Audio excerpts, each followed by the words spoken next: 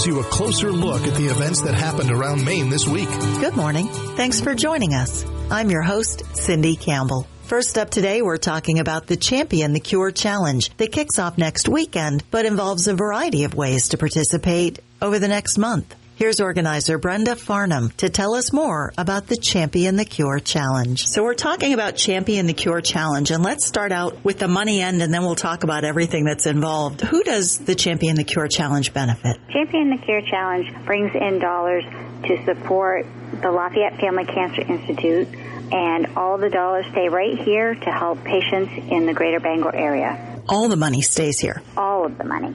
Okay. That's wonderful. You know, in the historic 11 years, the Champion the Cure Challenge has brought in over $5.25 million to support locally. And last year, being a virtual event, we set a target of $250,000, and we exceeded that, which is amazing, especially in such hard times. Yeah. That is awesome. And yes. Along with research, what kinds of things does this support? The dollars help support our collaborative with Dana-Farber, which gives us the opportunity for more clinical trial opportunities for our patients, and the connection for our providers with the ability for our patients to be seen at Dana-Farber the very next day of a referral. Okay. And it is partially funding our new hair preservation scalp cooling system that we're putting in for those that are receiving chemo that lose their hair. Wow. Allowing our patients to come for specialized treatments, like I said, the clinical trials. It may be a piece of furniture. It might be something that will help support them through their treatment. Okay. All right. So a lot of good work being done with that money. Yeah. Primarily research-based, but it also will help, like I said, with the hair preservation. Okay. Mm-hmm. All right. And last year this was a virtual event, correct? That is correct. Okay. This year, not virtual event. This year we're excited to be able to bring people back on campus for the event. We have divided it over 2 days for the walk, run, cycle event, and that is to assist with keeping people safe, keeping people with the ability to distance. On Saturday, August 14th, the run and cycle portion will be held here at the Lafayette Family Cancer Institute at Whiting Hill. Okay, so people can run or they can ride their bicycles. That day, that's correct. Okay. And then on Sunday, August 15th, we will have the walk. And it's so cool, the day of the walk, because Dirigo Drive and Brewer and just all over Brewer, roads are blocked off and you just see large groups of people walking for such a great cause. It is really overwhelming when you watch the enormous amount of people go down, and just like a sea of people going down Dirigo Drive, all supporting our cancer patients here in the region, supporting each other, supporting the cause. And this all would not be possible without the participants, without our vast amount of sponsors and all of the volunteers that work. You know, this year will be a little bit different because we will space people, and it will send them out on hourly rounds so that we can keep them distanced apart. So we won't have quite as much of the sea effect, but it will still be powerful. And you do have, I think, a lot of participants, right, who get together as teams, whether it's in support of a cancer patient or whether it's an office that goes out and walks together. A lot of folks do it in teams. They do. And all that information is available on the website to sign up for a team or chat it up with your friends and your neighbors. I'm sure that they are participating as well. Okay. Will there be walk-up registration the day of the walk? There will not be. Okay. Because of the timing that is required, because we're only allowed to have a certain number of people at the event at one time. Right. Okay. That makes sense. In addition to the walk, yes, on September 12th, we do have a paddle event, a kayak and canoe paddle event on the riverfront, Penobscot River riverfront, be held by Masons.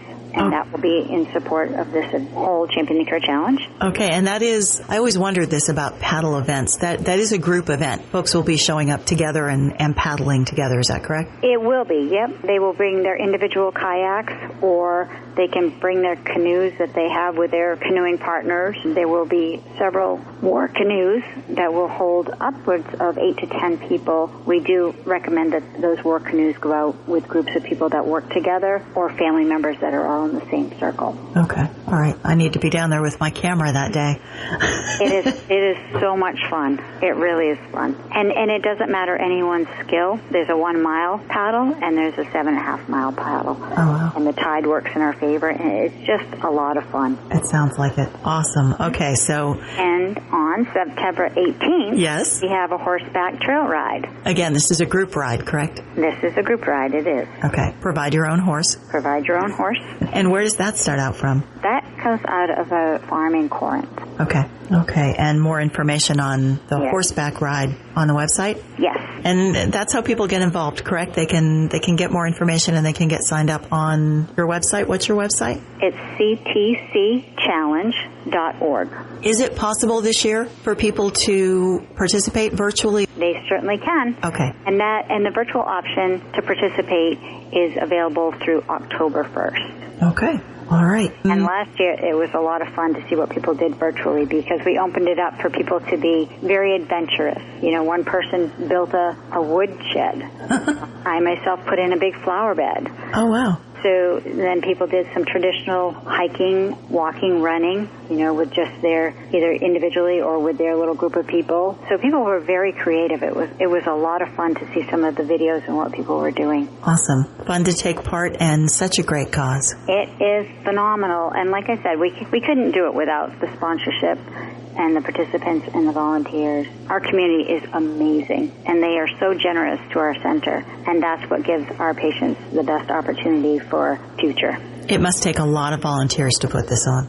It does. All right. Brenda, that's what I had. Did we miss anything? This is our 12th year, and we're super excited to be able to hold it in person and look forward to future years where we can bring everybody back on site in a normal fashion. Find more information about the event and how to get involved at ctcchallenge.org. Next, my coworker Wayne Harvey is once again hosting his Wayne's Wiffle for a Wish fundraiser, and he stopped by to tell us more about it. So, Wayne, I know you've been doing this for a while. How long have you been doing Wiffle for a Wish? We are getting ready for year number 13 of Wiffle for a Wish. Wow. We have raised $126,000 in our first 12 years. That's amazing. And where does all that money go? All goes to Make-A-Wish Maine. It helps kids and families in the state of Maine who are facing illnesses, sicknesses, and we do a way to raise money to help them make their lives a little bit more convenient. And how did you possibly come up with this idea to raise money through playing wiffle ball? Oh, that's a long story. Our middle daughter, and I've told this a number of times, she was 9 weeks old. She had her first procedure. And and she's fine today. Everything's good. But at 9 weeks old, we had her in for her first, check, what's going on. She was never in overnight in a hospital. She always came home with us. It was never life-threatening or anything like that. But I saw so many kids in the hospital. I saw so many moms and dads sitting in the hospital not knowing if their kid was going to come home. And I was like, you know what? I know some people. People know me. Is there a way that I can help? How can I do this? What can I do to help? So we kicked it around for a while of a way to do a fundraiser. Everybody does a golf tournament. There's all kinds of different ways to raise money. And at the time, there was only one other wiffle ball tournament in the state of Maine. And I said, I wonder if I could do that. And my wife finally said, shut up and do it. So we did. And it started in 2009 and it's still going now in 2021. Okay. So when is it? And what do you need at this point? 21st. We always do it the third Saturday of August at the Union Street Complex in Bangor. And I'd like to if I could get more items for raffle prizes, that would be great. If I could get some more teams, I know right now I have 27 teams. There's 3 others that I'm sure. So we'll have 30 teams playing. Awesome. It's the largest tournament in the state. We've been doing it for 13 years now, and it's kind of like Old Home Week. You see everybody. We have levels for different people, however good or bad. You can be super competitive or can be there to have a good time with your family and friends or coworkers or whatever you want to do. We have a place for everybody. Raffle prizes would be great. If corporate donations, sponsorships, cash is always great. Prizes are good too for us to put in our raffle items. And if people want to come by, buy a t-shirt, we're going to have concessions going on. Come over and stop over for lunch. I throw in a home run derby. You can hit home runs off of me. All kinds of things that we're doing, and people can just stop by Union Street, get out, see what's happening, see some of the games. It's pretty fun. So if somebody has a team and they want to compete, or if they want to sponsor, or if they want to donate a prize, how do they do that? How do they get a hold of you, Wayne? Easiest way is to go through our Facebook page, Wiffle4a-Wish. Actually, it's Wayne'sWiffleForAWish.com is how it is. Or you can just email me, WayneHarveyWiffleball@hotmail.com. You'll find me. It's the easiest way you're going to get there. And there's no H in Wiffle. There's only an H in Harvey. Find more information about this event that's coming up on August 19th on the Wayne's Wiffle for a Wish Facebook page or at wiffleforowish.com. Finally today, a reminder from Sergeant Daniel Hansen of the Maine State Police about the dangers of speeding. Sergeant Hansen, I would imagine that you have probably heard every excuse in the book, haven't you, when it comes to stopping people for speeding? I will tell you that the craziest story that I ever got was I had a young lady that was obviously cruising right along, and I got her stopped. And, when I got up to her, I could tell that she was a little bit stirred up. She was a little bit emotional. There was something going on. And I asked her, I said, what's the reason for the speed this morning? Well, I'm going to be honest. I just got a call from a friend of mine, and her and another girl were using a Ouija board, and one of the girls had some kind of a feeling or an uncomfortable feeling, and she felt that her friend was possessed by whoever they were communicating with. And so she was rushing to give them aid, and she actually had a Ouija board in the back seat of her car. And I'm like, wow. Okay, that was unique. Now, are there any excuses that you get where you say, okay, let me help you out? That seems like a valid excuse. Yeah, there are some. So I had a father that was driving his daughter to the hospital. She was pregnant and she was in labor. And it was in those circumstances, tell them, no, you need to stay here. We're calling for an ambulance. Because if someone feels that they need to drive at excessive speed because of an emergency, they're creating more of a risk to the public and to themselves by their operation. I mean, they have no lights and siren. They're not properly trained to be operating at speeds like that. And when you're emotional, the last thing you should be doing is speeding, because your reactions are delayed because of your emotions and what's going on, and that's extremely dangerous. So we stop them. You can give them some grace in regards to the speeding issue because you understand it, but we can't have it continue. Thankfully, nothing bad happened. We call an ambulance. The ambulance comes and picks up the individual that needs to get to the hospital, and we make sure that they get there safe. Yeah. I would imagine that's also true as far as reaction time. If you are speeding and something goes wrong, it's going to be worse because you're not going to be able to react fast enough because of how fast you're going. Is that correct? Absolutely. Something that people don't realize is the faster you go, you're actually, the amount of space that you're taking up in that time is increasing. So, if you look at it for us, I mean, I'm into the numbers. I do reconstruction, and we play with numbers on a regular basis when it comes to things. If you're traveling at 50 miles an hour, your vehicle's traveling at 73.3 feet per second. So every second, your vehicle is covering that distance. Wow.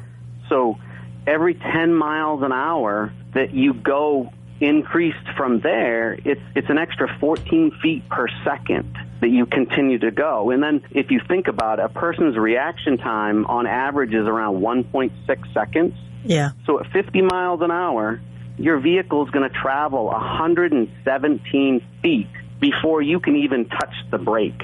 Wow. It's going to take that long for that reaction to occur. And that's something that we see a lot of times when you think about it with a lot of the crashes that we have on the highway, where vehicles get rear-ended. It's because they've seen those brake lights come on, and when they perceive that hazard and they react to that hazard, they're taking up that distance, and there isn't enough distance left to stop. And therefore, they run into the back of the vehicle. Which I would think points to another hazard, and that's distance between vehicles is going to be affected by the speed that you're traveling, right? Yes, and I think we all see it on the highway that, people traditionally follow way too close, and they just don't realize. And it's one of those things I'm in a unique environment where I see this stuff all the time. A lot of people don't feel that it'll ever happen to me. Well, I meet all those people that it did happen to, and therefore I have that perspective of trying to explain to people this really can happen. If you continue to do this, if you continue to drive like this, these things are going to happen. And, when I stop a violator, I'll tell them,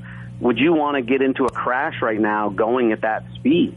I stop somebody doing 70 miles an hour in a 45-mile-an-hour zone, and I tell them, getting into a crash at 45 is bad enough. Do you really want to get into a crash at 70 miles an hour? That's adding so much more energy and force that you're going to have to absorb. Why would you want to do that? Right. Wow. So back to people and their excuses. Why even bother? If you're speeding, just take the ticket. It's one of those things. It's unique with human nature. We all want to have something to maybe put the pressure on to blame, whatever it may be. You always want to have something you can liken it to, and it's just human nature. I will tell you that I always tell people the best response is acceptance and the truth. I always tell people the truth will set you free. If you tell me the truth, and you just say, yep, you know what, I'm late for work and this is what I was doing and you got me, that honesty goes a long way with us. It really does, because it shows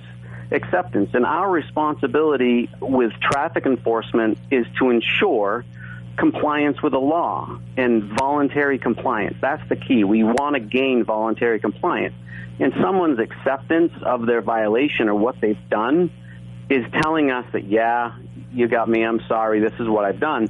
And I'm actually more apt to give warnings in those situations because that person is accepting it. They're telling me that they recognize, and they're probably less likely to continue with that violation, which is what we're trying to seek. Yeah, I'm the person that's doing maybe a couple miles an hour over the speed limit, but people pass me, and sometimes I wonder, am I the little old lady that's driving along and people are passing me?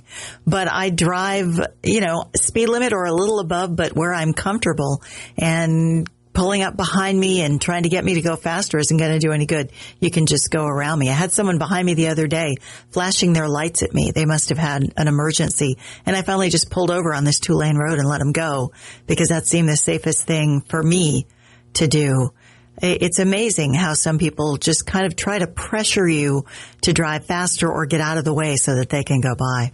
Yeah, we do see a lot of that. Aggressive driving habits are really bad. It's, in my opinion, from what I've seen over my 20-plus years, it's continuing to increase. And, people just are very focused on getting from point A to point B, and all that time in between is kind of wasted time for them. And they want to, get there as fast as they can, and so they do. They get out there and they push it on a regular basis. And they even push us. I cannot tell you how many times I'm traveling somewhere and someone comes up behind my cruiser and they're just committed. Like, this is their regular commuting route and they don't like me being in their way. And they'll come right up behind me as I'm cruising along at the speed limit, and they'll be right behind me trying to push me right along. And they'll actually pass my cruiser. I've stopped so many people for passing my cruiser, and I'm like, you get up to them in those circumstances, and I usually the first words out of my mouth are, what were you thinking? And they would just like, well, I'm running late for work. I'm like, that's not a good excuse to pass a state police cruiser. It really isn't. Very true. Well, thank you very much for all the information this morning. We will endeavor to stay within the speed limit. All right. Thank you. Be safe. Find more information on the website for the Maine Department of Highway Safety. I'm Cindy Campbell. Thanks again for joining us, and stay healthy. Join us again next weekend for Maine Concerns with your Town Square Media News team.